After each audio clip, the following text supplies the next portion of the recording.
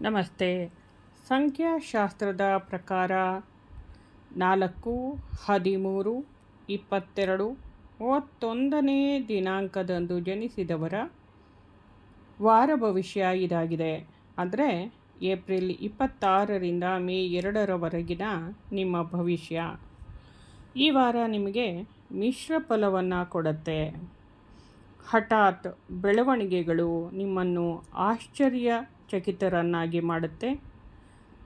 ದೀರ್ಘಕಾಲದ ಯೋಜನೆಗಳಿಗೆ ಚಾಲನೆ ನೀಡಲು ಇದು ಸಕಾಲವಾಗಿದೆ. ಎಷ್ಟೋ ದಿನದಿಂದ ನೀವು ಅಂದ್ಕೊಂಡಿರುವಂಥ ಆಗದೇ ಇರುವಂಥ ಕೆಲಸಗಳನ್ನು ಈಗ ನೀವು ಮುಂದುವರಿಸಿದ್ರೆ ಅದರ ಫಲ ನಿಮಗೆ ಸಕಾರಾತ್ಮಕವಾಗಿ ಸಿಗುತ್ತೆ ಅಂತ ಅರ್ಥ.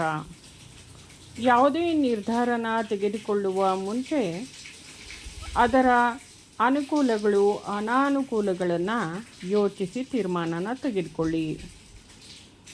ಕೆಲಸದ ಸ್ಥಳದಲ್ಲಿ ಬೇರೆ ಬೇರೆ ರೀತಿಯ ಆಲೋಚನೆಗಳು ಬರೋದು ಸಾಮಾನ್ಯವಾಗಿ ಕಾಣಿಸುತ್ತೆ.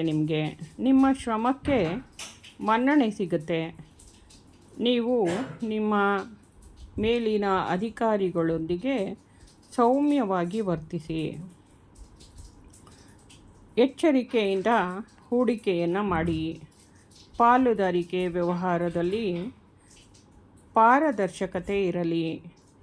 ತಾಂತ್ರಿಕ ಕ್ಷೇತ್ರ, ಸೃಜನಶೀಲ ಕ್ಷೇತ್ರದಲ್ಲಿ ಇರೋರಿಗೆ ಲಾಭವನ್ನು ತಂದುಕೊಡುತ್ತೆ ಈ ವಾರ. ಆರ್ಥಿಕವಾಗಿ ನೀವು ಆರಾಮವಾಗಿ ಇರ್ತೀರ. ಸಾಧಾರಣವಾಗಿ ಲಾಭವನ್ನು ಕೊಡುತ್ತೆ. ಹಳೆಯ ಬಾಕಿಯ ಹಣ ನಿಮ್ಮ ಕೈಗೆ ಸೇರುವ ಸಾಧ್ಯತೆಗಳಿದೆ. ಆದಷ್ಟು ಕುಟುಂಬದಲ್ಲಿ ಸಣ್ಣ ಪುಟ್ಟ ಭಿನ್ನಾಭಿಪ್ರಾಯಗಳನ್ನು ಬಿಟ್ಟರೆ, ತಾಳ್ಮೆಯಿಂದ ನಡೆದುಕೊಂಡ್ರೆ ಪ್ರೇಮದಿಂದ ಕೂಡಿದ ವಾರವಾಗಿರುತ್ತೆ. ಮದುವೆ ಇಲ್ಲದವರಿಗೆ ಮದುವೆಯೇ ಕೂಡಿ ಬರುವ ಲಕ್ಷಣಗಳಿದೆ. ಕೆಲಸದ ಒತ್ತಡದಿಂದ ಮನಸ್ಸು ಸ್ವಲ್ಪ ಹದಗೆಡೋದ್ರಿಂದ ನೀವು ಶ್ವಾಸಕೋಶ, ಹೊಟ್ಟೆಯ ಕಡೆ ಸ್ವಲ್ಪ ಗಮನನ ಕೊಡಬೇಕಾಗುತ್ತೆ. ಈ ಶುಭ ದಿನಗಳನ್ನು ನೀವು ಸಂತೋಷಿಸಬೇಕಾದ್ರೆ ಬೂದು ಬಣ್ಣ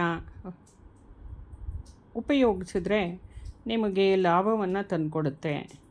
ಗಣೇಶನ ದೇವಸ್ಥಾನಕ್ಕೆ ಹೋಗಿ ಬನ್ನಿ.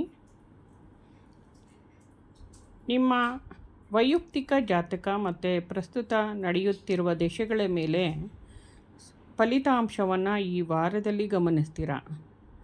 ಎಲ್ಲನೂ ಒಳ್ಳೆಯದೇ ಆಗುತ್ತೆ. ಸಂತೋಷವಾಗಿರಿ, ನಗ್ನಗ್ತಾ ಇರಿ. ಧನ್ಯವಾದಗಳು.